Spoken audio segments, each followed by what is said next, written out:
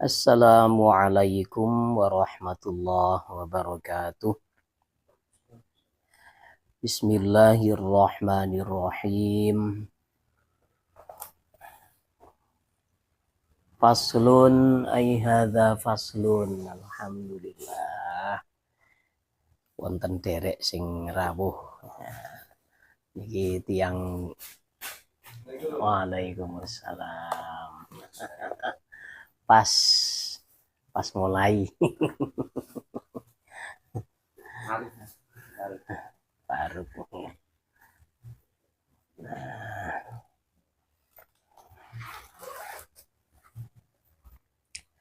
Bismillahirrahmanirrahim.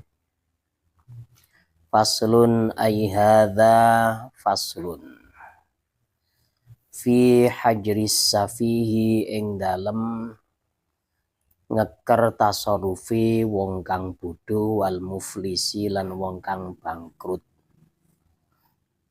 Pasal ini menerangkan larangan untuk menggunakan harta. Ngeker tasarruf itu artinya mencegah tasarrufnya, mencegah pembelanjaan dia dalam urusan harta. Siapa yang dicegah? Yaitu orang yang bodoh, kemudian orang yang bangkrut. Orang yang bangkrut ini nanti ada kriteria di bawah. Wal hajru utawi hajar lughatan ing dalam cara bahasa Arab al man'u iku artine nyegah. Wa syar'an lan ing dalam cara syariat man'u tasarrufi iku ngelarang tasarruf utawa pengelolaan atau pembelanjaan ya fil mali ing dalam bondo. Bi khilafit tasarrufi kelawan bedani tasarruf fi ghairihi ing dalam liyane iki mal kapolaki contone kaya pegatan. Fayang fudhu mongko lestari utawa lanjut apa iki tolak minas safi sangking wong kang bodho. Ya. Yang dimaksud dengan hajar dalam bahasa Arab artinya adalah mencegah. Dalam syariat Islam adalah larangan tasarruf atau larangan pengelolaan dalam harta ya, untuk orang-orang tertentu. Lain dengan tasarruf selain harta. Tasarruf selain harta seperti seorang yang bodoh melakukan perceraian. Ya. Dia kan mengelola pernikahannya, ya. Mengakhiri pernikahannya dengan perceraian. Maka tasarruf seperti ini tidak ada larangan. Jadi ya walaupun yang mengucapkan tolak itu adalah orang bodoh, maka tolaknya juga jatuh ya. Wa ja'ala lan dadekno al musannifu sapa pengarang kitab utawa musannif al hajra ing larangan tasarruf ala sittatin ingatasi wong minal ashkhasi saking piro-piro wong. Kemudian pengarang kitab Fathul Qorib ini menjadikan hajar atau larangan tasarruf itu untuk 6 orang. As-sabiyyi rupane bocah cilik, wal majnuni lan wong edan, wasafihi lan wong bodho. Wa fassara lan nafsiri al musannifu sapa musannif hu ing safih biqaulihi kalawan dawuhe iki musannif al mubadziri ingkang boros limalihi maring bandane iki as-safih ai bisorfihi tegese kelawan belanjakno iki mal fi ghairi masarifihi ing dalem liyane pira-pira nggon tasarrufe iki mal. Wal muflisi lan wong kang bangkrut. Wa huwa utawi muflis lughatan ing dalam bahasa man iku wong soro ingkang dadi maluhu apa bondone iki man fulusan iku recehan. Tsumma kunia nuli digawe kunyah atau bahasa pinjaman ya. Bihi opo fulus an qillatil mali saking titike bondo awa adamihi utawa ora anane mal. Wa syar'an lan ing dalam cara bahasa asyakhsu iku wong alladzi kang irtakabat ingkang numpuk ing alladzi ad-duyunu apa pira-pira utang. Wala yafi lan ora iso mbayari maluhu opo bondone iki alladzi bidainihi kelawan siji utangi iki alladzi auduyunihi utawa piro-piro utangi alladzi. Kita terangkan dulu 6 orang itu adalah yang pertama anak kecil. Anak kecil ini dalam syarahnya dikatakan maslubul ibarah ya. Orang yang nggak dianggap dalam pentasarufannya ya. Nggak dianggap menguntungkan, bahkan bisa merugikan ya. Wal majnun, terus orang gila, wasafi, kemudian orang bodoh. Orang bodoh itu adalah ya, menurut keterangan dari pengarang kitab ini orang yang membelanjakan uangnya atau hartanya secara boros, secara berlebihan dengan membeli barang-barang yang tidak bermanfaat. Itu orang bodoh ya. Anak kecil kenapa kok dihajar ya? Tidak boleh untuk jual beli. Ya karena anak kecil ini kalau membeli atau menjual itu mudah untuk ditekan. Anak kecil ini mudah untuk ditipu. Dia tidak bisa membela. Kemarin saya contohkan ketika guru saya masih kecil ya, membeli jam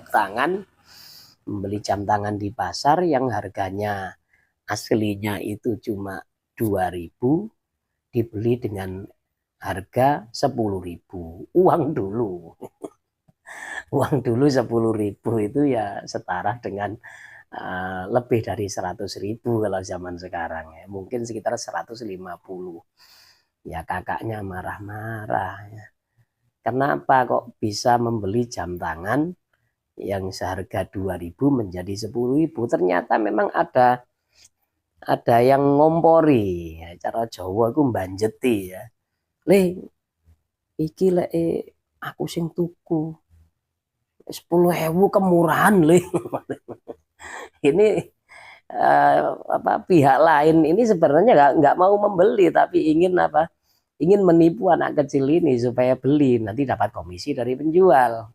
Kalau anak kecil kan ya kena kayak gitu ya ngah-ngoh. Nah itu. Cuma saya lihat di kitab yang lain, kalau mutlak tidak sah ya diterapkan di zaman sekarang ini repot. Koperasi SD itu ya banyak yang haram. Repot TK itu ya haram semuanya. Hasilnya ya haram semuanya. Waduh repot ini ya.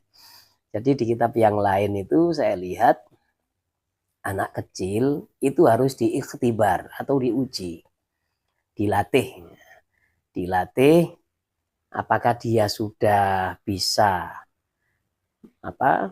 memegang uang atau belum. Dikasih uang 2.000, dikasih uang jajan, suruh beli. Ketika yang dibeli itu sesuai dengan harganya, berarti sudah mulai pandai anak ini. Tapi ketika kasih uang, kok tiba-tiba uangnya ini ditaruh sembarangan, akhirnya hilang atau dilempar ke kolam dan lain-lain, dilempar ke tempat sampah, berarti ini belum rosyid ini. Belum pandai, jangan dikasih. Nanti kalau tasarufnya nanti nggak sah ya. Jadinya kasihan yang menjual, yang menjual ini nanti kena barang haram ya. Jadi wa batalul yatama hatta wabtal yatama hatta idza balagha asyuddahu dalam surat An-Nisa itu ada ayatnya, kita itu harus menguji anak kecil ini sebelum balik. Sebelum balik diuji apakah sudah bisa memegang uang atau belum. Nah, jadi anggap saja uang jajan atau uang sangu untuk anak kecil itu ujian atau latihan untuk tasawuf nanti ya. Kalau sudah pandai ya nanti ya enak nanti kalau sudah pandai ya. Tapi kalau belum pandai ya itu nanti kena tekan atau kadang-kadang dia ini uangnya ditaruh sembarangan, nggak tahu ya, nggak tahu nilainya uang. Nah, kalau seperti itu ya jangan dikasih, ya dikasih jajan saja nanti supaya apa? Supaya koperasi sekolah itu ya aman. Ya. Kemudian orang gila ini repot. Jadi ukuran gila atau tidak itu ukurannya uang. Kalau dia mengenal uang, berarti nggak gila. Kalau mengenal uang berarti nggak gila ya. Tapi kalau sudah tidak kenal uang, ini berarti gila. Soalnya uang itu walaupun setiap hari kita mendapatkan uang yang sama, 100.000, pasti tidak ada yang bosan ya. Semua tahu kalau itu berharga. Tapi kalau sudah uang itu tiba-tiba dikasihkan orang lain, kemudian anaknya terlantar atau dikasih uang berapapun dibagi-bagikan. Nah ini ya jangan dikasih uang itu sudah hajar itu sudah dilarang untuk tasarruf, dilarang untuk jual beli orang yang seperti ini ya. Kemudian as-safih, orang yang bodoh ini belinya sembarangan ya. Dia memang tahu nominal uang tapi kurang pandai dalam berbisnis. Andai bisnis pasti rugi besar. Nah itu orang yang safih ya, orang yang bodoh ya. Terus orang yang muflis atau orang yang bangkrut. Orang yang bangkrut ini adalah hartanya habis, dia punya hutang. Ya. Kalau habis tapi nggak punya hutang ya belum muflis. Hanya Hanya nggak punya uang gitu aja. Tapi kalau sudah muflis, dia ini hutangnya menumpuk, walaupun hartanya banyak, tapi kalau dibuat untuk bayar hutang ini nggak cukup. Maka kalau sudah ada kasus seperti ini, ya, misalkan ada pengusaha dia ini punya spekulasi dagang seperti ini, kemudian hutang ya, untuk membesarkan usahanya itu hutang, lalu nekat belanja kulak, ternyata hasilnya tidak sesuai harapan. Akhirnya hutang menumpuk, ini dibuat bayar hartanya nggak cukup. Maka dia ini hajar, nggak boleh megang hartanya tadi. Karena haknya orang yang dihutangi ya. Haknya orang yang dia ini hutang padanya itu. Supaya nanti hartanya ini mungkin yang menghutangi itu banyak ya. Supaya nanti dihitung nanti ya, di persentase diberikan kepada ini dan itu lah. Wal maridhi lan wong kang lara al mukhawwafi ingkang dikuwatirno sapa alaihi marid min maradhihi saking lorone iki marid. Kemudian orang yang sudah sakit, yang sakitnya ini mengkhawatirkan, ini juga nggak bisa sembarangan untuk ngelola harta. Kalau dia sudah sakit, kemungkinan hidup itu mungkin sudah berapa persen ya. Yang banyak persen ini kemungkinan pindah alam, pindah alam barzakh. Maka apa? Dia ini tidak boleh untuk sembarangan menggunakan hartanya. Wal hajru utawi ngeker alaihi ing atase marib fima iku ing dalam perkara zada kang lebih opoma ala thuluthi ing atase sepertelu hartane. Wa huwa utawi ma zada ala thuluth thulusat tirkati iku 2/3 tinggalane. Li ajli haqqil warathati krono arai hae piro-piro ahli waris. Karena sudah sakit parah, kemungkinan hidup itu sangat kecil, maka dia boleh tasarruf di hartanya itu hanya 1/3 saja. Yang 2/3 ini diberikan kepada ahli waris. Kenapa ahli waris? Kenapa orang yang sakit ini nggak bisa sembarangan? Karena ada hadisnya dulu. Ada seorang sahabat bernama Sa'ad bin Abi Waqqas. Ketika beliau itu ke Mekah bersama Rasulullah, sakit parah, sampai diperkirakan umurnya nggak panjang. Perkiraannya beliau sendiri ya nggak panjang. Akhirnya beliau bilang sama Nabi, Nabi, saya punya harta banyak, anak saya perempuan cuma 1. Bagaimana kalau semua harta saya wakafkan fisabilillah, saya infakkan fisabilillah? Jangan semuanya. Kalau separuh Nabi. Jangan. Kalau 1/3. Nah, 1/3 itu sudah banyak. Nggak apa-apa itu 1/3 ya. Karena apa? Engkau meninggalkan anakmu dalam keadaan kaya itu lebih baik daripada nanti anakmu kekurangan lalu minta-minta pada orang. Nah ini ya. Jadi ayatnya wal yakhshal ladzina law taraku min khalfihim dzurriyyatan dhi'afan khafu 'alaihim falyattaqullaha wal yaqulu qawlan sadida. Ini ayatnya dalam surat An-Nisa. Takutlah ya orang-orang yang akan wasiat ini ya. Kalau mereka meninggalkan keturunan yang lemah, keturunan yang nggak punya apa-apa, akhirnya minta-minta ke orang. Nah, lebih baik ditinggali warisan ya, supaya anaknya ini bisa tidak berharap pada pemberian orang lain. Nah, ini.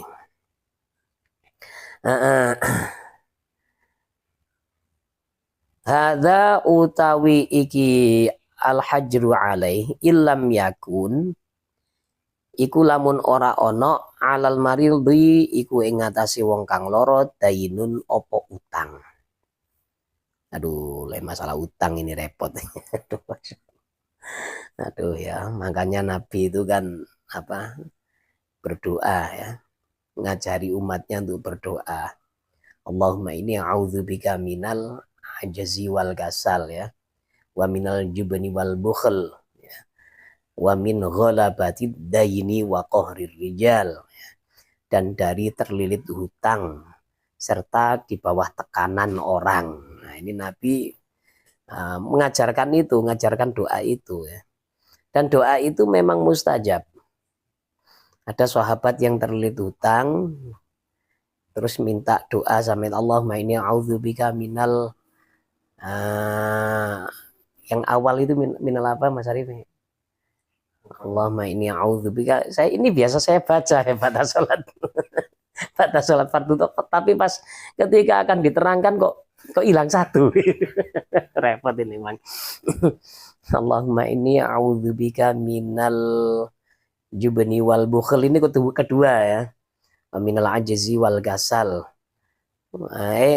Allahumma inni a'udzubika minal ajzi wal kasal wa minal jubni wal bukhl wa Terus yang terakhir wa min ghalabatid daini wa qahrir rijal ya. Itu doa yang diucapkan, yang diajarkan Nabi kepada sahabat, kemudian dengan penuh keimanan diamalkan, dibaca sebanyak-banyaknya. Tiba-tiba harta itu datang secara tidak terduga ya, sampai beliau bingung. Ini harta ditaruh di mana? Sudah nggak muat lemarinya. Kemudian ada lagi amalan memang untuk supaya terhindar dari hutang. Ya. Seperti yang diajarkan, yang dipopulerkan oleh Yai Hamid. Sebenarnya ini dari Nabi, ya. Tapi yang mempopulerkan itu Yai Hamid di Pasuruan. Nah, di sini cuma ada di Masjid Kelanting. Cuma ada di Masjid Kelanting, amalan sebelum sholat subuh. Ya. Sebelum sholat subuh itu membaca di antaranya ya, Subhanallah bihamdi subhanallahil azim astaghfirullah 100 kali. Itu sebelum qomat ya. Jadi setelah adzan, sebelum qomat di Masjid Kelanting ini baca ya hayy ya qayyum la ilaha illa anta 40. Kemudian la ilaha illallah al malikul haqqul mubin 100 kali, subhanallah bihamdi subhanallahil azim astaghfirullah 100 kali. Ini diviralkan oleh Yai Hamid. Awalnya Yai Hamid itu kan nerangkan masalah Nabi ketika menjelang sholat subuh. Menjelang sholat subuh itu kan Nabi biasanya tidur miring menghadap ke kiblat menjelang sholat subuh.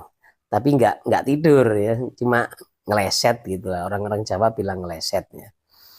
Nah, cuma ada sahabat yang memang diajari wirid itu, dan beliau itu memang keluhannya adalah banyak hutang. Nah, ternyata ya mustajab dengan zikir penuh khusyuk ya.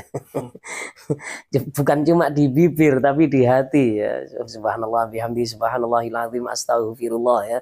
Astaghfirullah ini kan minta ampun ya, kalau sudah dosanya hilang kan pertolongan kan mudah ya.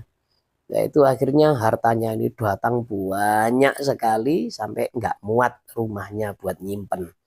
Nah, sampai seperti itu ya. Kemudian Yai Hamid bilang kalau orang sekarang mau sholat subuh kok tidur miring semua di masjid, nanti kesirep gimana? Ya kan lucu dilihat orang. Jadi lebih baik ya, diamalkan. Jadi di seluruh Pasuruan itu, seantero Pasuruan, zikir ini pasti ada. Nah, kalau di Kelanting ini baru dapat berapa tahun ya? Sudah lama kok ya. Sudah lama, lebih dari 5 tahun kalau di Kelanting ini ya. Itu memulainya juga sulit ya. Jamaah banyak yang komplain. Banyak yang komplain kelamaan, padahal waktunya durasinya cuma 15 menit ya, durasinya itu. Nah, di mana-mana kan begitu adzan cepat-cepat sholat sunnah, kemudian cepat-cepat qomat. Tapi kalau di sini memang tujuannya apa? Menunggu makmum. Soalnya waktu subuh itu waktu yang paling sulit. Orang waktunya masih lemes. Nah, kadang-kadang ya nggak tahajud, kemudian dia ini ketika adzan matanya masih sulit terbuka, atau sudah bangun tapi begitu mau ke masjid ya mungkin perutnya ada masalah, akhirnya bongkar muatan. Nah, khawatir seperti itu, jadi kita tunggu 15 menit ya. Alhamdulillah ya, jamaah itu awalnya nggak ada satu shaf, sekarang menjadi lebih dari satu shaf. Ya pernah dapat ujian sebenarnya ya, banyak yang pergi. Banyak yang pindah sholat ya, pindah ke sana. Tapi begitu ada yang pindah, Allah datangkan yang lain. Allah datangkan yang lain, yang dari RW 5 datang, RW 1 datang, RW 2 juga datang. Akhirnya penuh akhirnya sekarang, alhamdulillah. Dan dulu yang pergi sekarang kembali lagi. Capek. Capek kalau subuh itu pergi kemana-mana. Jadi akhirnya tetap sholat di masjid. Nggak apa-apalah nunggu cuma 15 menit kok ya. Nah itu memang amalan yang digunakan untuk tolak tolak hutang ya. Nah, kata orang sekarang itu jamu tolak miskin sido sugih. Nah itu. Terus salah satu yang menyebabkan orang itu rezekinya lancar, habis sholat subuh jangan keluar dulu, tunggu sampai matahari terbit, syukur-syukur sampai sholat duha. Nah, itu kalau orang keburu-buru keluar habis sholat subuh, itu salah satu penyebab kefakiran. Dilihat dalam kitab Ta'limul Muta'alim seperti itu ya. Nah, jadi lah kalau pedagang ke pasar, nanti sulit dapat pelanggan, sudah kedahuluan gini. Saya punya kawan, buka bedak itu nggak pernah pagi-pagi sekali, nggak pernah. Nah, buka bedak ayam ya, ayam potong itu di sebelah baratnya Masjid Nur itu. Walaupun bukanya itu agak siangan, tetap rame kok. Loh kok bisa begitu ya? Allah yang menggerakkan pembeli. Allah yang menggerakkan pembeli, jadi walaupun bukanya siang, pembeli tetap setia menanti. Nah itu. Terus ada salah satu kawan ya, rumahnya Galingan. Ini luar biasa hebat orangnya. Jadi urusan ke sholat jamaah, urusan ketaatan itu nomor satu. Beliau bukan orang kaya, hidupnya becak ya. Mancal becak itu pas mau sholat di Masjid Nur sini, ada pelanggan. Mbah, becak mbah. Nah ini milih mana? Milih akhirat atau dunia yang sementara. Lah terus mbah ini bilang begini, kulo badhe sholat zuhur yen nggih. Saya mau sholat zuhur dulu. Jenengan kalau sabar menanti, monggo. Kalau nggak sabar menanti, silakan cari becak lain. Mau tatak ya. Akhirnya apa? Ya ibu-ibu ini tetap sabar menanti setelah sholat zuhur. Nah, tetap naik becaknya mbah tadi. Ya kok bisa seperti itu? Ya Allah yang menggerakkan hatinya supaya menunggu kan gitu. Jadi masalah hutang ini Masya Allah ya, semoga terhindar ya. Walaupun saya juga masih ada hutang sedikit-sedikit. Tapi semoga bisa membayar itu. Terus ada memang kitab itu, kitab khusus bahas masalah rezeki. Ini dibaca di pondok ya. Sekarang ada di rumah itu. Kaifat aku nuhonian. Kitabnya judulnya itu. Bagaimana kamu bisa kaya? Artinya.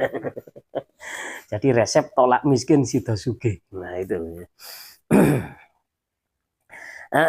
Kita teruskan.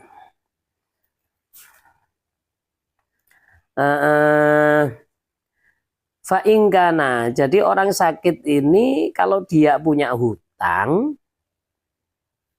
maka ya nggak boleh wasiat sepertiga diwakafkan untuk masjid, nggak boleh.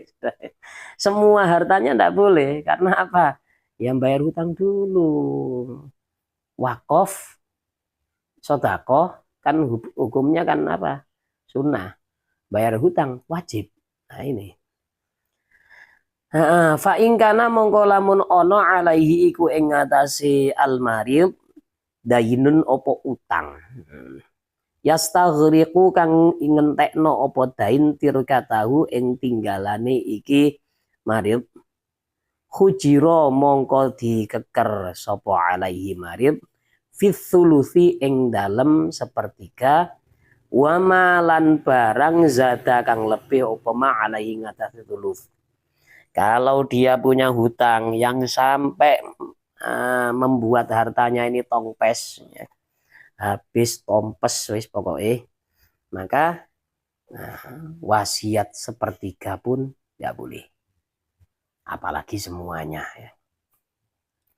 Kemudian yang dihajar lagi atau dilarang untuk transaksi, ya, wal abdu lan budak, alladzi kang lam yu'dzan kang ora diizini sapa lahu alladzi fit tijarati ing dalem perdagangan. Budak yang tidak boleh untuk berdagang, yang tidak diizini berdagang oleh juragannya.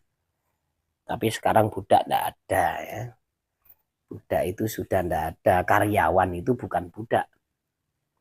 Jadi karyawan itu modelnya akadnya itu akad ijarah. Akad ijarah atau sewa. Ya. Sewa tenaga itu karyawan itu ya. Karyawan yang nunggui rumah, nunggui toko, kemudian nyapu rumah atau PRT ya, pembantu rumah tangga. Ini sifatnya bukan abd atau bukan budak, tapi dia ini adalah orang yang disewa tenaganya. Fala yasihu mongko ora sah. Tasarrufuhu apa tasarrufe ki abd bi ghairi idni sayyidihi kelawan tanpa izine juragane iki abd. Wasakata lan mendel al musannifu sapa musannif an asya'a sanging pira-pira suwiji-wiji minal hajri sanging hajar mazkuratin kang ditutur apa asya fil mutawwalati ing dalam pira-pira kitab kang dawa pembahasane minha iku setengah sangking asya tasarruf yang tidak sah ini tadi sesuai dengan kitab lain yang saya baca, kalau yang tidak sah itu yang tasarruf yang modelnya itu yang besar-besar ya. Nah, seperti jual beli sembako kayak gitu ya. Tapi kalau jual beli permen ini sifatnya adalah ikhtibar ya. Menguji kecerdasan anak. Ya perlu. Jadi sesuai dengan yang tadi diterangkan, kalau jual beli jajan untuk anak kecil ini kalau dianggap nggak sah ya kasihan yang jualan ya. Kasihan yang jualan nanti kena haram semuanya. Jadi anggaplah jual beli anak kecil ya, masalah jajan atau mainan ya, mainan kecil-kecilan itu yang harganya nggak seberapa. Ini anggaplah sebagai ujian untuk kecerdasan anaknya. Jadi kalau ada anak kecil membeli barang besar, nggak sah. Atau menjual sesuatu yang mahal, itu juga tidak sah. Atau memberikan, nah ini juga nggak sah. Jadi harus ada sepengetahuan walinya, orang tuanya, harus tahu ini. Nah, ada anak kecil jual pekarangan, wah repot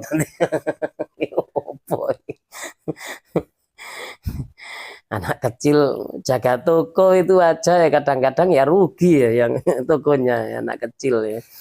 Nah, kasihan nanti yang punya, kasihan orang tuanya nanti ya. Wa ammas safihu anapun utawi wong kang bodoh fayasihu mongko sah nikahuhu opo nikahi as-safih biizni walihi kelawan idine waline iki safih. Orang yang bodoh kalau tasarruf masalah harta memang nggak boleh. Soalnya pasti rugi besar ya. Pasti rugi besar nanti.